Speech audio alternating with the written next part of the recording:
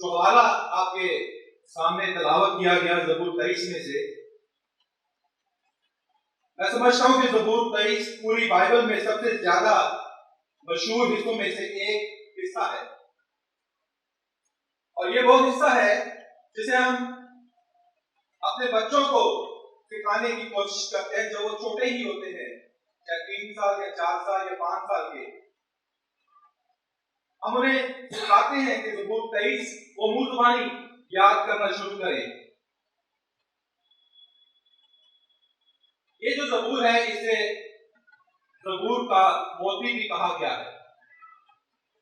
दाऊद के ये अल्फाज रूह कुद्दस के इल्हाम से 3000 साल कबल लिखे गए और ये 6 आयात पर मबनी ज़बूर सदियों से पहले यहूदियों को और फिर अब हम मसीहों को या उसके मानने वालों को अनकही तसल्ली देता है। और मुझे यकीन है कि ये आज भी हमारे लिए ज्यादा अहम है,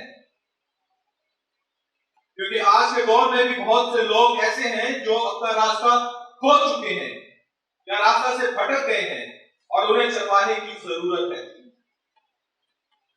ये ज़बूर इतना प्यारा क्यों है?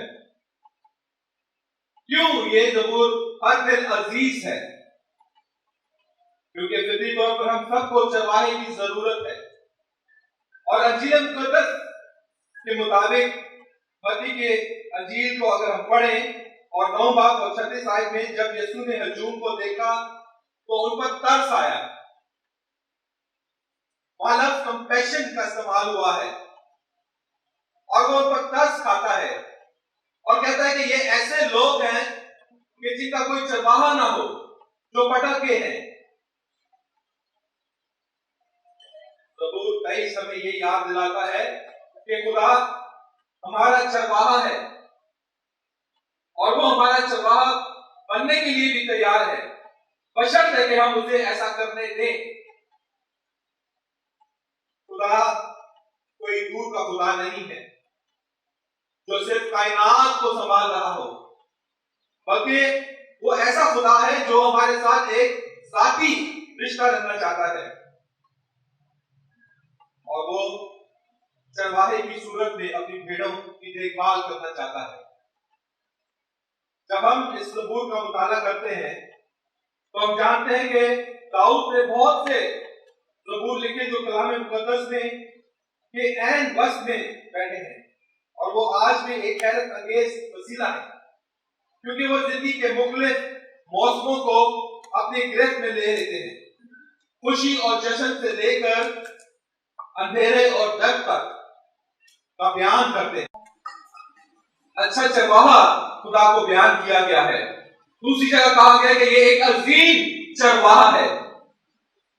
और फिर तीसरी जगह हम देखते हैं ज़बूर 24 के मुताबिक He is the glorious या चीफ शेपर्ड। पहला पत्रस 5:4 आयत में लिखा है कि जब सरदार गलाबान जाहिर होगा तो तुमको जलाल का ऐसा सेहरा मिलेगा जो मुरझाने का नहीं। तो खुदा को 3 तरह से बयान करने की कोशिश की गई है। एक तो वो अच्छा चरवाहा है, फिर एक वो बड़ा चरवाहा या अजीम चरवाहा कह सकते हैं, और फिर वो सरदार गलाबान भी है। तो ये 3 तस्वीर हमें इसमें नजर आती हैं। जब हम आगे बढ़ते हैं तो अगर हम देखें इस ज़बूर को जो आपके सामने तलावत किया गया, तो मैं जल्दी से इसको एक बार फिर पढ़ना चाहता हूं और मैं ये कहना चाहता हूं कि अगर हम देखें तो इसकी 6 आयात पर ये मुश्तमिल है। और अगर एक एक लाइन को देखें तो हर एक लाइन में एक पैगाम हमें मिलता है। खुदावंद मेरा जुबान है, ये एक ताल्लुक का जिक्र करता है, एक रिलेशन का जिक्र करता है। मुझे कमी ना होगी क्योंकि वो मुहैया करता है, वो सप्लाई करता है, उसके पास बहुत बड़े बड़े ज़ख़ीरा खाना है। हरी हरी चरागाहों में बिठाने का मतलब कि वो आराम देता है। वो मुझे रहब के चश्मों के पास ले जाता है ताकि हमें क्या हो, ताजगी मिले। वो मेरी जान को बहाल करता है क्योंकि वो हमें शिफा देना चाहता है। वो मुझे अपने नाम की खातिर सदाकत की राहों पर ले जाता है। ये उसका मकसद है जिसके जरिए से वो हमारी रहनुमाई करता है। और फिर जब हम आगे बढ़ते हैं तो लिखा है कि बल्कि मौत के साए की वादी में से मेरा गुजरो। ये इम्तिहान की बात है, टेस्ट की बात है कि जब हम ऐसे हालात में से गुजरते हैं तो खुदा हमारा इम्तिहान लेना चाहता है। फिर मैं किसी बला से नहीं डरूंगा क्योंकि ही इज आवर प्रोटेक्टर। वो हमारी प्रोटेक्शन करता है, वो हमारे ख्याल करता है, वो हमें संभालता है क्योंकि तू मेरे साथ है। ये वफादारी की बात है। और जब हम आगे बढ़ते हैं तो तेरे असा और लाठी से मुझे तसल्ली है। और इसमें हम डिसिप्लिन देखते हैं। जैसे बच्चे को सही राह पर लाने के लिए छड़ी का इस्तेमाल किया जाता है, इसी तरह से तेरा असा और लाठी से मुझे तसल्ली मिलती है। वो हमें डिसिप्लिन करता है, वो हमें चाहता है कि हम सही राह की तरफ जाएं। तू मेरे दुश्मनों के रूबरू मेरे आगे दस्तरख्वान बिछाता है। और ये एक उम्मीद है। और फिर हम आगे बढ़ते हैं तो तूने मेरे सर पर तेल मला है। उसने हमें कंसीडरेट किया है, उसने हमें महसूस किया है ताकि हम उसकी खिदमत करें, उसके साथ चले, उसके एम्बेसडर्स बने। और फिर लिखा है, हम बात करते हैं ब्लेसिंग की। तो जब हम आगे बढ़ते हैं तो हम ये कहते हैं कि इसमें लिखा है कि वो कहता है ज़बूर नबी के मैं खुदावंद के घर में सल्तनत करूंगा। और ये सिक्योरिटी की बात है कि जब हम खुदावंद के घर में सल्तनत करेंगे तो इसका मतलब है कि वो हमारा मुहाफिज है। इसका मतलब है कि हमें किसी बला से डरने की जरूरत नहीं क्योंकि वो हमें अपना से संभालता है। पर जब हम इस ज़बूर को एक और एंगल से देखते हैं तो मैं चाहता हूं कि हम इसको 3 हिस्सों में तकसीम करें। पहली 3 आयत को एक हिस्से में, फिर चौथी आयत को एक अलग तरीके से देखेंगे और 5वीं और 6वीं आयत को हम तीसरे हिस्से में रखते हैं। ज़बूर 23 में चरवाहा कौन है, इसे समझने के लिए हमें 2 लफ्जों को देखने की जरूरत है। पहला लफ्ज है लॉर्ड, जिसको हम इंग्लिश में पढ़ते हैं, एल बड़ा है, कैपिटल एल, और ओ आर डी छोटा है, लॉर्ड, जिसको अडोनाई भी कहा जाता है, अडोनाई से निकला है। और फिर इसका मतलब है लॉर्ड और मास्टर। लेकिन जब हम दूसरे लफ्ज की तरफ जाते हैं तो वो लफ्ज है यावे का, WAHWEH, यावे। ये वो रब है जो यहोवा है, ये वो रब है जो खालिक है, ये वो रब है जो कादिर मुतलिक है, जो सबसे बुलंद और सच्चा और जिंदा खुदा है, जो जल्दी झाड़ी में अपने बंदा मूसा पर जाहिर हुआ। और जब उसने उसका नाम पूछा उसने कहा मैं जो हूं सो हूं। क्योंकि यावे एक ऐसा लफ्ज था जिसको इब्रानी लोग पुकारने या बोलने से हिचकिचाते थे, क्योंकि वो कहते थे कि हम इतने क्लीन नहीं हैं, हम इतने पाक साफ नहीं हैं, हमारे से कोई गलती ना हो जाए, कहीं हम मर ना जाए। तो खुदा ने से ये नाम दिया कि मैं जो हूं सो हूं। तो ये कहना कि उसने मुझे भेजा है। ये वो रब है, वो यहोवा है, जो खालिक खुदा है, कादिर मुतलिक है, और जो सबसे बुलंद और सच्चा और जिंदा खुदा है। खुदा ने अपना जाती नाम यहाँ पर जाहिर किया। लिहाजा ये कोई ताज्जुब की बात नहीं है कि खुदावंद यीशु मसीह ने कहा यूहन्ना की अंजील में कि मैं अच्छा चरवाहा हूं। अगर हम यूहन्ना की अंजील उसका 10वां बाब 11 आयत में देखें पढ़े तो लिखा है कि अच्छा चरवाहा अपनी भेड़ों के लिए क्या करता है जी, अपनी जान देता है। और नए अहकाम की रोशनी में हम इस तीक्ष्णता खुदावंद यीशु के तौर पर भी देख सकते हैं। यहाँ पर इस ज़बूर में दाऊद जो खुद एक चरवाहा है, खुदा को जाती चरवाहे के तौर पर बयान करता है। खुदावंद मेरा चौपाल है, मुझे कमी ना होगी। और ये छोटा सा लफ्ज है मेरा। खुदावंद ना सिर्फ एक चरवाहा है बल्कि उसने इसको अपने आप के साथ अटैच कर दिया है, जोड़ दिया है कि वो मेरा चरवाहा है। तो जब हम ये पूरा ज़बूर पढ़ते हैं तो इसमें आप मेरा और मुझे के अल्फाज पढ़ेंगे। और ये फर्क जो दुनिया के और मबूदों से बढ़कर है, आप खुदा के साथ साथी ताल्लुक रख सकते हैं क्योंकि उसका आपके साथ एक कनेक्शन है, इंटीमेसी है, आप उसके साथ जुड़ जाते हैं और वो आपका चरवाहा है। और चरवाहा क्या करता है, अपनी हर भेड़ को इंफरादी तौर पर जानता है और उनके साथ करीबी रिश्ता को इस्तवार करता है और वो उनकी आदतों को भी जानता है, वो उनके साथ खेलता भी है, वो उनकी कमजोरियों को भी जानता है, वो उनकी खूबियों से भी वाकिफ है। जब भेड़ पैदा होती है कोई, तो वो वहां पे मौजूद होता है। जब भेड़ कोई बीमार होती है तो वो चरवाहा वहां पर होता है।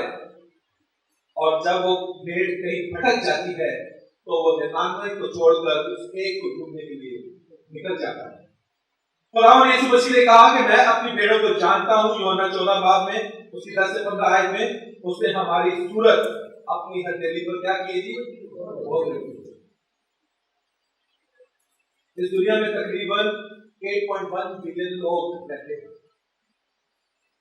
8.1 बिलियन लोग इस दुनिया में हैं। और क्या आप ये सोच सकते हैं कि हर एक का नाम खुदा को याद है? मैं सोच रहा था कि एक क्लास टीचर को शायद अपने क्लास के तमाम बच्चों के नाम शायद अच्छे तरीके से याद था, हो भी सकता है, लेकिन ये मुश्किल है कि दुनिया के 8.1 बिलियन लोगों के नाम याद रखना। कोई इंसान तो ऐसा नहीं कर सकता, लेकिन मेरा खुदावन हमें से हर एक को नाम व नाम जानता है और उसने हमारी सूरत को अपनी हथेली पर खोद रखा है। ये एक तरफा रिश्ता नहीं है मेरे अजीजों।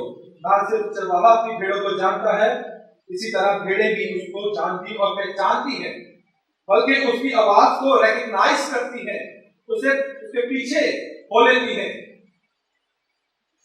बशर की बस्ती में एक चरवाहा एक मखसूस आवाज निकालता है और ये आवाज दूसरे चरवाहों से फर्क होती है, क्योंकि बाय चांस अगर कभी कई रेवड़ एक साथ गुजर रहे हो तो वो मिक्स हो जाते हैं, और जब वो मिक्स हो जाते हैं और एक ने दूसरी साइड पर जाना है तो दूसरे दूसरी साइड पर, तो चरवाहा एक मखसूस आवाज से अपनी भेड़ों को पुकारता है और वो भेड़ें उसकी आवाज सुनकर दूसरी जाने पहुंच जाती है, उसके पीछे हो लेती है।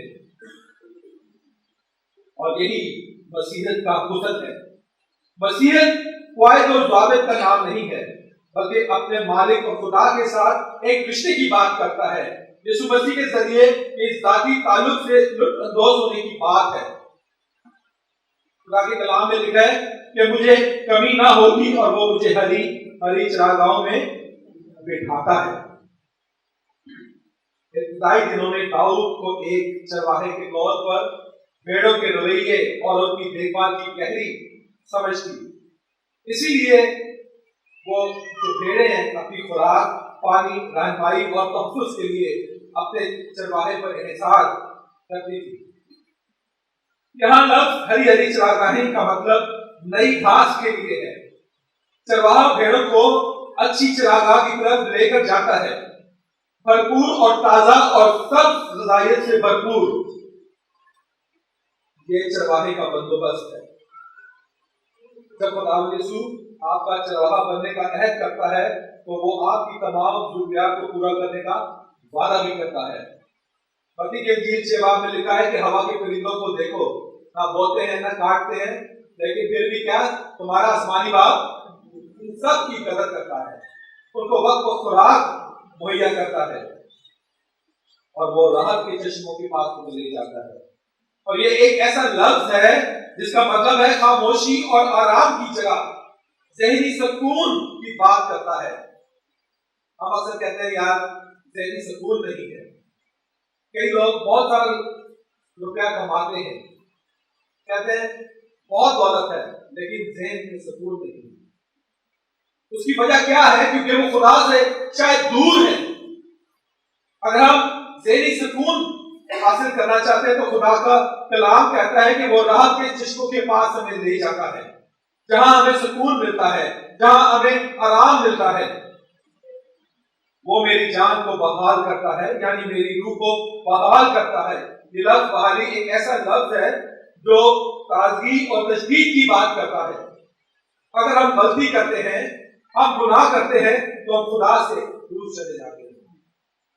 और बहाली के लिए ये जरूरी है कि हम अपने गुनाहों का इकरार खुदा के सामने करें, अपनी गलती का इकरार उसके सामने करें, उससे कहें कि खुदावंद मैंने ये गुनाह किया है, ये मेरी गलती है, तू मुझे माफ कर। अगर पहला यूहन्ना पहला बाब कुछ 9 आयत पढ़े तो लिखा है कि अगर हम अपने गुनाहों का इकरार करें तो वो हमें माफ करने में सच्चा और आदिल है। दाऊद बादशाह ने भी गुनाह किया था, और उसने एक वक्त में एक गुनाह नहीं बल्कि वो 3 गुनाह कर बैठा। उसे पता नहीं था करने तो मैं एक गुनाह जा रहा हूं, लेकिन उसे 3 गुनाह सरजद हो गए एक वक्त में। और फिर ज़बूर 51 में हम उसकी दुआ करते हैं, जब उसने खुदा से दुआ मांगी कि खुदा मुझे मुआफ कर, और उसके बाद फिर उसकी दुआ को सुना गया और उसे बहाली दी गई। लिखा है कि वो अपने नाम की खातिर सदाकत की राहों पर ले चलता है ताकि खुदावंद को जलाल मिले। मत्ती 5:6 के मुताबिक उसमें लिखा है कि इसी तरह तुम्हारी रोशनी आदमियों के सामने चमके ताकि वो तुम्हारे नेक कामों को देखकर तुम्हारे बाप की जो आसमान पर है तमजीद करें। खुदा का कलाम कहता है कि अगर हम मसीही हैं, अगर हमारा ताल्लुक खुदावंद यीशु मसीह के साथ है और हम उसके बेटे और बेटियां हैं, तो हमारे काम ऐसे होने चाहिए कि हमारे कामों को लोग देखकर हमारे खुदा की तारीफ करें, उसकी तमजीद करें और वो उसके साथ चलने के लिए तैयार हो जाए। ज़बूर 23 की पहली 3 आयत का पैगाम यह है कि खुदा आपको इस तरह मुहैया करता है जैसे चरवाहा अपनी भेड़ों को फराहम करता है। खुदावंद यीशु आपकी जिस्मानी ज़रूरियत फराहम करता है, वो आपको आराम और सुकून मुहैया करता है, और जब आप गिरते हैं तो वो आपको इस्लाह और तजदीद फराहम करता है। ज़बूर 1 में लिखा है कि सादिक कितनी बार गिरता है जी? कई बार गिरता है, और वो फिर क्या होता है? खड़ा हो जाता है, लेकिन जब शरीर गिरता है तो वो गिरता ही चला जाता है। मौत के साया की वादी एक नशीली जगह है, कुदरती तौर पर तारीख और सायादार साया से भरी हुई। चरवाहा अक्सर वादी में अपनी भेड़ों की रहनुमाई करता है। और मुझे याद है कि जब हम कई साल 2-3 साल पहले सवार और मरी और फिर इस तरह के इलाकों में घूमने के लिए गए, तो हम हमारी जब गाड़ी या वो जो बस थी या और जो जीप थी, जब वो वहां से गुजरती थी खाइयों के पास से, तो हम डरते थे कि कहीं ऐसा ना हो कि ये नीचे गिर जाए, और ये इतनी गहरी गहरी खाइयां हैं, खतरा है वहां पर। और ज़बूर नबी कहता है कि अगर हम वादी में से भी गुजरे, मौत के साया की वादी में से भी गुजरे, तो चरवाहा अक्सर वादी में अपनी भेड़ों की रहनुमाई करता है। वो कहता है कि हमें डरने की जरूरत नहीं, और ये मौत के लिए बहुत मुनासिब अलामत है। गहरी, गहराई, वादी, खतरनाक, ये लफ्ज मेरा गुजर हो का मतलब भी हमें देखना चाहिए कि हमें उस वादी में रहने के लिए नहीं कहा जा रहा। अगर मैं उस वादी में से गुजरता हूं, हमें उसको पास करना है। हमें वहां पर अपना कोई घर नहीं बनाना, हमें वहां पर रहना नहीं है। अगर मैं मौत के साए की वादी में से गुजरूं तो तू मेरी रहनुमाई करता है, और यह मौत के लिए मुनासिब अलामत है, क्योंकि ये जाहिर करता है कि ये एक आर्जी गुजरगाह है, मुस्तकिल नहीं है। ये वो चीज है जिससे हमें सिर्फ गुजरना है। कोई ऐसी जगह नहीं जहां अपना घर बनाएंगे। दाऊद कहता है कि वो ऐसी जगह है और उसमें से मैं किसी बला से नहीं डरेगा, चाहे अंधेरा हो, चाहे रास्ता दुश्वार हो, चारों तरफ खतरा हो, फिर भी राहदारी में दाऊद को किसी बला या नुकसान का खौफ नहीं। क्यों? क्योंकि वो कहता है कि तू मेरे साथ। उसे पता है कि जब कोई रीछ मेरी भेड़ पर हमला करता है तो मैं उसे उसके मुंह से निकाल लेता हूं, क्योंकि मेरा खुदावंद मेरे साथ है। जब कोई शेर उसे पकड़ कर ले जाता है तो वो उससे भी चीख कर ले आता है।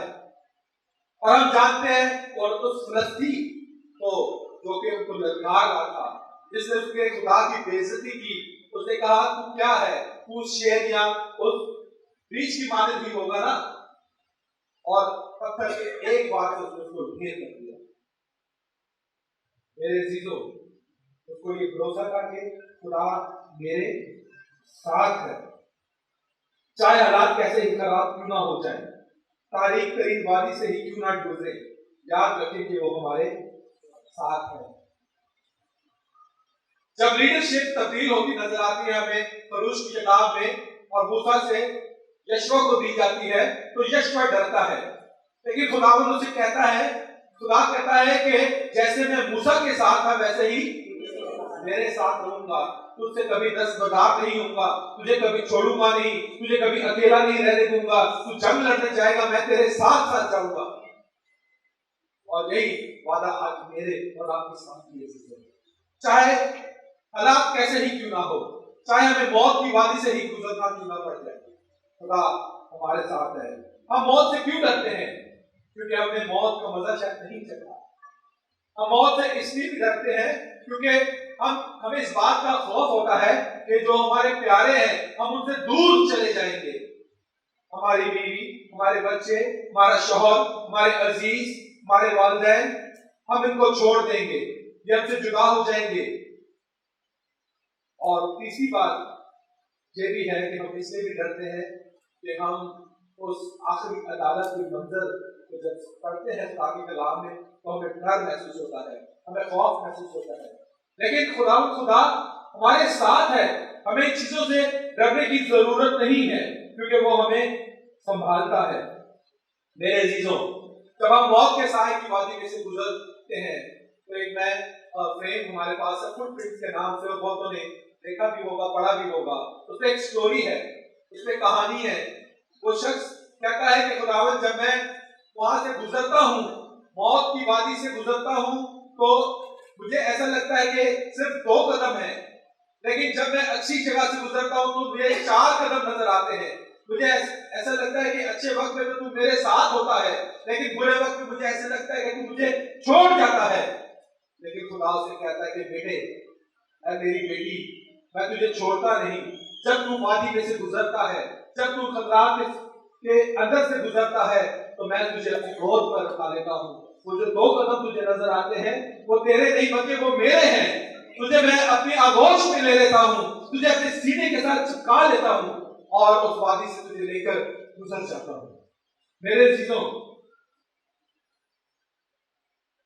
हमें खौफ नहीं खाना, हमें आगे बढ़ने की जरूरत है। दाऊद इस ज़बूर में छड़ी का जिक्र करता है, तेरे आसा और तेरी लाठी से मुझे तसल्ली मिलती है। मैंने कहा कि ये डिसिप्लिन की बात है। छड़ी का इस्तेमाल खुदा का कलाम करता है, कहता है कि बच्चों को सीधी राह पर करने के लिए हमें करना चाहिए ताकि बच्चे उन बुरी आदतों को छोड़े और खुदा की राह पर या अच्छी राह पर चलने वाले बन सके। और यहाँ पर भी चरवाहा जंगली जानवरों से लड़ने के लिए छड़ी का इस्तेमाल करता है, उन्हें सही राह पर लेकर जाने के लिए भेड़ों को छड़ी का इस्तेमाल करता है। वो भेड़ों की रहनुमाई और काबू पाने के लिए भी उन्हें इस्तेमाल करता है ताकि भेड़ें इस अलगिल में महफूज है। दाऊद कहता है कि जब खुदा आपको अपने घर में मदऊ करता है तो वो आपके लिए दस्तरख्वान तैयार करता है। लिखा है कि तूने मेरे सर पर तेल डाला है और मेरा प्याला लबरेज होता है। तूने मेरे सर पर तेल डाला है, यानी कि तूने मुझे कंसीक्रेट किया है, तूने मुझे मखसूस किया है, तूने मुझे इस काबिल कर दिया है कि मैं तेरी खिदमत कर सकूं। ज़बूर 133 अगर पढ़ें तो लिखा है कि क्या ही अच्छी बात है कि भाई बाहर मिलकर रहे। और वो फिर तेल की बात करता है कि वो सर पर डाला गया हारून के और वो बैठा हुआ उसकी गाड़ी पर और फिर बहता हुआ उसके पैर तक चला गया। मेरे चीजों कितनी खूबसूरत बात है मखसूसियत की। और ये कोई थोड़ा सा तेल नहीं होगा जो सर पे डाला जाए और यहीं पर ही खत्म हो जाए। ये ऐसी बात है कि वो एक कुप्पी बहुत बड़ी, या वो जो उसका सींग होता था किसी जानवर का, बड़े भैंस का, तो उसके अंदर उसको फुल भर कर लेके जाया जाता था और वो सर पर डाला जाता था ताकि वो बहता हुआ पूरे उसको मसा करता हुआ नीचे बह जाता था। और दाऊद को भी जब मसा करने के लिए शमूएल बादशाह जाता है, शमूएल नबी जाता है, तो वो इसी तरह से वो ऑयल लेकर जाता है और वो उसे कहता है उसके बाप को कि तू अपने बेटों को बुला। और फिर जब दाऊद आता है तो वो उसके सर पर तेल को मेल देता है। और हमें एक खूबसूरत मिसाल नजर आती है अंजील में, जहां पर मरियम मगदलीनी खुदा यीशु मसीह को क्या करती है, उसके सर पर भी तेल डालती है और उसके पांव पर भी डालती है मेरे जीवन ये खूबसूरत मिसाल, और खुदा वहां पर अब उस होस्ट से खिला करते हैं कि तूने मेरे साथ ऐसा नहीं किया, पर इसने मेरे साथ ऐसा किया है।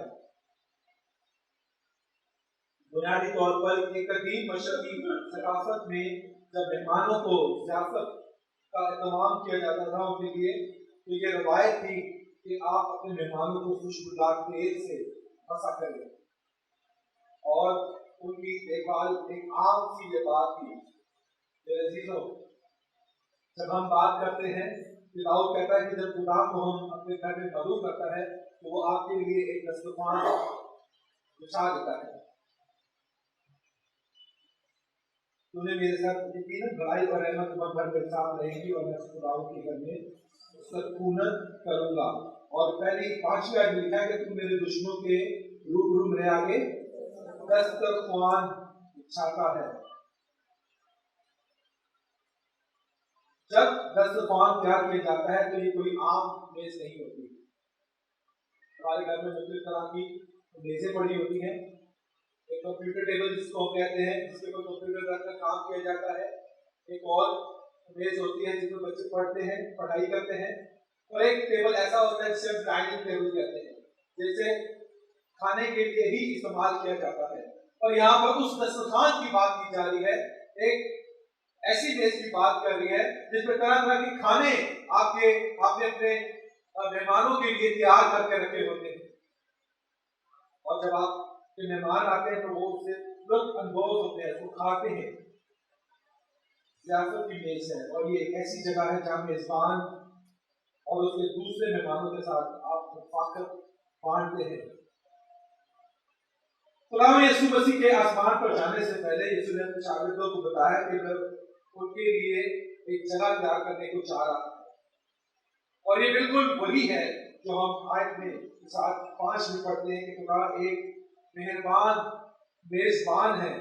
आपके लिए ये मेज उसने तैयार की है ताकि आप उसके साथ रफ़ाक़त से लुत्फ़ अंदोज़ हो। और ये मेज उस वक्त भी तैयार की जाती थी कि जब कोई बादशाह जीत कर जब वो वापस आता था तो वो अपने तमाम सिपाहियों के साथ मिलकर एक ज़ियाफ़त करता था और उनके लिए खाना तैयार किया जाता था। मेरे अजीजों,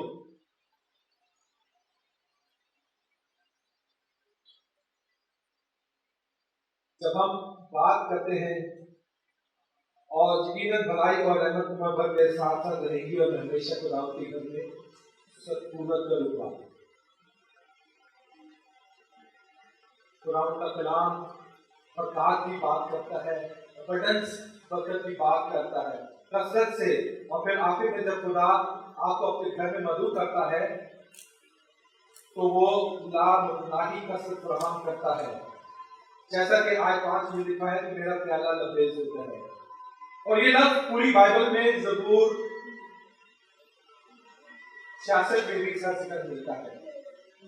हमें ज़बूर 23 में इसका जिक्र मिलता है और फिर ज़बूर 66 में सिर्फ 2 जगह इस लफ्ज का अबंडेंस बरकत की बात करता है। और ये लफ्ज हमें बताता है कि इसका तर्जुमा कसरत किया गया है। आप हमें कसरत की जगह पर लाए, फरावानी की जगह में निकाल लाया। दाऊद पानी भरे प्याले की शबी को इस लाही कसरत की अलामत के लिए भी इस्तेमाल कर रहा है, जो खुदा अपने घराने वालों को फरमाम करता है। कहता है कि मेरा प्याला लबरेज होता है। इससे कोई फर्क नहीं पड़ता कि आप उस प्याला से कितना ही ले लें, वो प्याला कभी खाली होने वाला नहीं है। ये हमेशा के लिए खुदा की भलाई और मेहरबानी के साथ फैलता रहता है। आप कितनी बार उसमें से पी ले, वो प्याला कभी खाली नहीं होता। और मेरे अजीजों, खुदा का कलाम ज़बूर 23 के मुताबिक हमें आज सिखाना चाहता है कि खुदावंद मेरा चौपान है। हमारा उसके साथ शख्सी तौर पर ताल्लुक है। हम शख्सी तौर पर उसे अपना चौपान समझते हैं, हम उसकी भेड़ें हैं। अक्सर बात कई भेड़ें भटक जाती हैं। हम में से भी अक्सर ऐसे लोग हो सकते हैं जो खुदा की राह से भटक चुके हैं, जो जिनको आज रिफ्रेश होने की जरूरत है, जिनको खुदा के पास दोबारा आने की जरूरत है, जिनको अपनी गलतियों का इकरार करने की जरूरत है, जिनको अपने गुनाहों से माफी मांगने की जरूरत है, खुदा के पास आए मेरे अजीजों। उसे कहेंगे खुदावन तू मेरा चरवाहा है। इसमें शख्सी ताल्लुक की बात है। वो आपका जाती चरवाहा बनना चाहता है, आप उसकी जाती भेड़े बनने की कोशिश करें। उसे कहेंगे खुदावन चाहे हालात कैसे ही हो, चाहे मेरी जिंदगी में कितनी ही बीमारियां आए, चाहे मेरी जिंदगी में कितने ही तूफान क्यों ना आ जाए, चाहे मेरी जिंदगी में हालात कैसे ही खराब क्यों ना हो जाए, चाहे कोई मौत ही क्यों ना आ जाए हमारे खानदान में, लेकिन खुदावन तू मेरा मुहाफिज है, तू मुझे संभालता है, तू मुझे मुश्किल हालात से निकालता है, तू मुझे आज बहुत सारी बरकत देने के लिए तैयार है। आए मेरे जीजों, खुदावंत के आगे झुके और खुदावंत से कहें खुदावंत इस ज़बूर के मुताबिक खुदावंत तू आज मुझे बरकत दे दे।